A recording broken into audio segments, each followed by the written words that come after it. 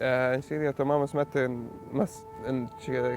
tazas chiquitas, cada uno con su taza. In his 20s, Aysar Malouk arrived in Argentina already used to drinking the tea infusion through a metal straw that is so common in this part of South America. He picked up Spanish quickly as he made the effort to settle into his new surroundings. No me gusta beber diferente de la gente acá. Aysar is just one of the Syrian diaspora. He made his way to Argentina, where he now lives, far from the war in his country. Aysar works at the Syro-Lebanese club in Buenos Aires, earning a few $100s a month. In his hometown of Salamiyeh near Homs, Aysar trained as a nurse, and he volunteered at the hospital for over a year before leaving his country. Porque mi ciudad es muy peligrosa ahora, muy peligrosa. Todos los días, el menos número de la gente que vienen heridos o mueren, 5 o 10, todos los días, siempre, cada día. Hay días más, como 20, 25. ¿Sabes? Es difícil. En Siria, en los hospitales, no para trabajar. Friends may soon join him in Argentina, but he is separated from his family. Ellos no quieren. Ellos no quieren, sí. Solo mi hermano quiere, sí, pero ellos no quieren. Mi padre me dijo siempre, no, me gusta vivir acá. Sí. Es difícil a él que cambiar el lugar. Es difícil. Él tiene su vida allá. Pero yo soy joven y tengo que vivir más mejor. Porque en Siria no puedo hacer nada. Aysar is waiting for a humanitarian visa to stay in Argentina. He has begun the paperwork to certify his studies from Syria to be able to find a job that brings in more income. Many Syrians have come here to Argentina since the war began, but not all have stayed. Argentina is a country that was founded on immigration, mostly from Italy and Spain, but also from Arab nations that now make up a community of several million. And the government is also granting humanitarian visas under its Syria program. The head of immigration, Horacio Garcia, says the country is playing its part in the international aid program. Nosotros creemos que en breve vamos a estar en las 300 personas, lo que es interesante. No digo que sea una cifra muy alta, pero es una cifra en Latinoamérica la más importante. Es un esfuerzo de la Argentina que es interesante. El programa Siria es una iniciativa del gobierno anterior, que nosotros por supuesto proseguimos y le hemos ampliado. Es un sistema de llamantes privados, personas, grupos, familias que solicitan que una persona que está en la zona de conflicto sirio pueda venir a la Argentina. At the United Nations, Argentina President Mauricio Macri announced the decision to expand its Syria program. Y quiero anunciarles que vamos a ampliar la recepción de refugiados de Siria o de sus países vecinos. The Argentine government has said up to 3,000 humanitarian visas are available, but so far the number of those who have arrived is in the hundreds, not the thousands. And rather than the state, it is a non-government organisation that connects Syrians with Argentine families. For decades, Mariano Winograd has worked at the Central Market in Buenos Aires.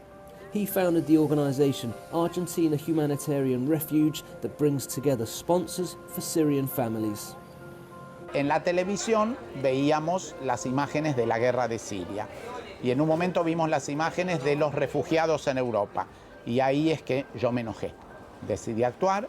Los refugiados me evocaron a lo que había pasado con mis ancestros judíos hace 100 años atrás. Todos nosotros yo creo que evocamos el hecho de que si estamos en Argentina es porque alguien que en el 90% de los casos son abuelos o bisabuelos, no más, vino de algún lado huyendo de una miseria, de una guerra, de una injusticia, de una pobreza para acá. Yo diría que somos una nación que tiene un poco de conciencia de eso. The system is that sponsors cover living costs for Syrians arriving in Argentina, while the government grants a 2-year visa with which they enjoy the same rights to education and healthcare as any Argentine. Winograd says that those sponsors who sign up to open their homes to refugees have made a profound decision.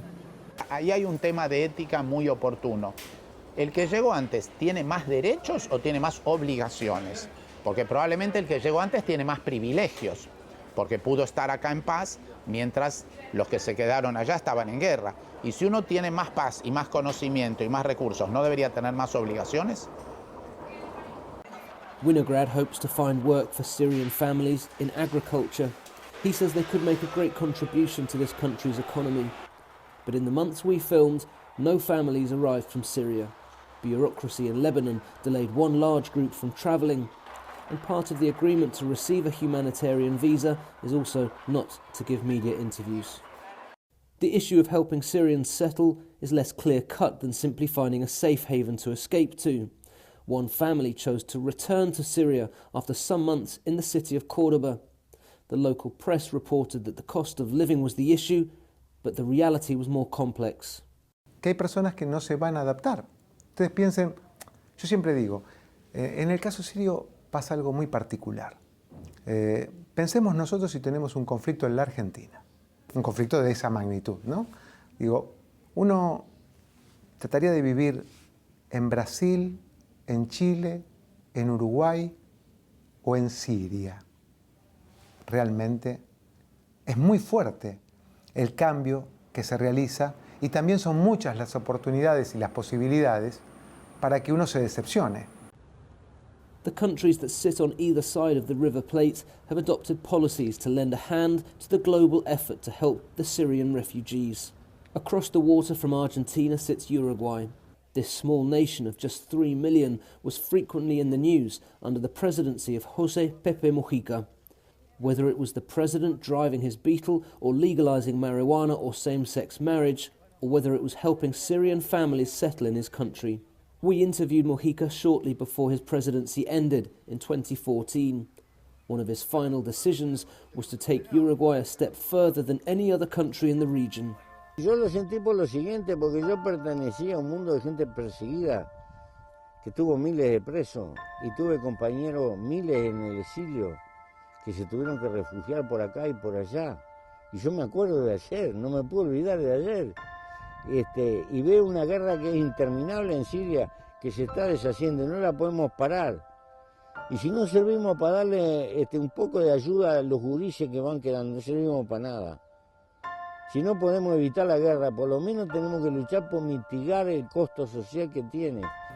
Uruguay paid for over 40 Syrians to travel from refugee camps in Lebanon.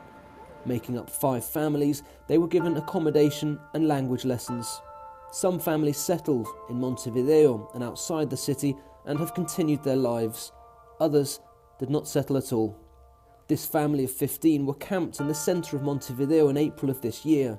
It was the second time they have set up camp outside the government offices to protest about their situation. Llegamos en 2014, en octubre. 8 de octubre de 2014. Cuando dijeron que hay trabajo, por ejemplo, cualquier persona, si escucha, hay trabajo, y 3 millones de personas pueden posibilidad por vivir bien en Uruguay, dijimos, bueno, vamos entonces, nosotros estamos buscando esta vida. 23-year-old Ibrahim Al-Shibli acts as the spokesperson for the family. He's the oldest of 13 brothers and sisters. Both in Uruguay and Argentina, we found that the younger children adapted faster, picking up the language and making friends. But maintaining such a large family here is difficult. The father speaks little Spanish, but he wanted us to understand the situation they're in. They say they were given land to work on, but have no tools. They now want to leave the country, but are in limbo. Bueno, yo tengo vergüenza cuando digo cualquier país mejor de Uruguay. El Uruguay aceptó a nosotros 2 años, sí. Pero parte del gobierno, el programa, lo que está ayudando solamente palabras. Si salimos nosotros, va a fallar una cosa. Hay refugiados que llegaron de 2014 acá. Si falló eso, va a fallar muchas cosas, salir muchas cosas. Por eso no deja a nosotros salir. Avoiding specific details of individual cases, the Secretary of Human Rights, Nelson Villarreal, says Uruguay set an example by helping Syrian families. Estar o no preparado para mí no es el problema fundamental, sino si se está dispuesto al compromiso de país con un mundo abierto que quiere responder solidariamente a otros que están en peor condición. Under President Tabaré Vázquez, the Syria program in Uruguay has been eased off in light of problems facing families. The situation is made all the more acute, with families being in touch with friends and relatives who have found refuge not in Uruguay, but in Europe. Creo que acá está jugando mucho la aldea global, donde la inmediatez hace que estas familias tengan una percepción de lo que se puede estar dando de apoyo a sirios en Europa y bueno, eso les genera la comparación o la expectativa de que por qué aquí Uruguay tiene un tipo de apoyo y no tiene otro tipo de apoyo, digamos, ¿no? Pero creo que el choque cultural, que es la dimensión que menos se ha trabajado, es la que más hoy hay que hacer hincapié, porque los mecanismos de inserción socioeconómica son parte de los procesos del mercado, del Estado, pero los culturales requieren otro tipo de redes. Both in Uruguay and Argentina, there is the feeling that resolving cultural differences is the key obstacle. But in Uruguay, it is not just the Syria program that has attracted international attention. Around the same time as the Syrian families arriving in 2014, 6 former detainees from the US detention center in Guantanamo, Cuba, also arrived. They had not been charged, nor did intelligence agencies have any information suggesting that these men were involved in criminal activities. Under the military dictatorship in Uruguay, former President José Mujica was imprisoned for 14 years. He was outraged by the detention center in Guantanamo. Eso es espantoso. Eso no es una cárcel. Ese es un nido de secuestro. A cualquier gobierno del mundo, si fuera un país chico, lo matan, le dicen cualquier cosa. Lo que ha hecho Estados Unidos no tiene límite. Tiene gente sin juicio, sin abogado, sin fiscal, sin acusación. 2 years on, the situation of the 6 men is far from resolved. They have little work and suffer various health problems. None of the former Guantanamo detainees that we contacted were willing to speak to us on camera. They feel they've been unfairly treated when they have given interviews. But I was able to speak with 2 of them at length about their individual and their collective situation. They were desperate to be reunited with their families, and they are also in need of income. Some have been rejected for jobs they were qualified to do, and the help from the government ends this year. Few people have been closer to the so-called Guantanamo 6 than Jorge Voitoret.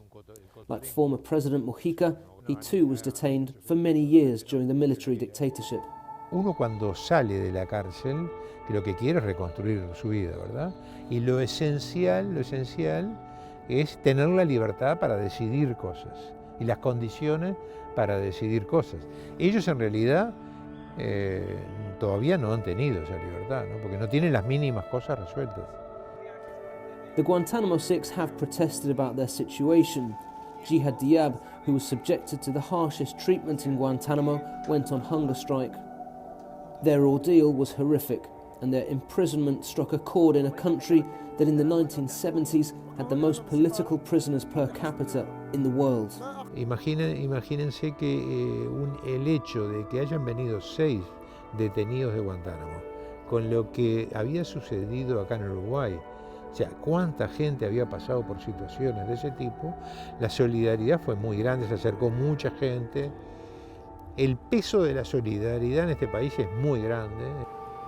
Despite this solidarity, not least from the Islamic Center in Montevideo, which handed jobs to 2 of the men, the former detainees feel isolated and trapped as they cannot travel nor see their families. As they try to piece their lives together, the Guantanamo 6 must do so with the added trauma of what is happening in their country. 4 of the men living in Uruguay are from Syria and have lost relatives in the war. Like the rest of the world, they see images of the ongoing conflict from afar. In Argentina and in Uruguay, governments have made plans to contribute to the global effort to help those from Syria. Some people, like Aysar Maluk, want to settle in their new country. No tengo la gana de volver ahora, pero después la guerra termina, sí, me voy como vacaciones, nada más. Okay. Entonces me voy a volver acá. Sí, me gusta la gente acá, me gusta todo. These countries have shown great solidarity in trying to help those arriving from war. So too other South American nations have helped, but this is a region with its own social and economic problems, and the vast cultural differences mean that some simply want to return to Syria.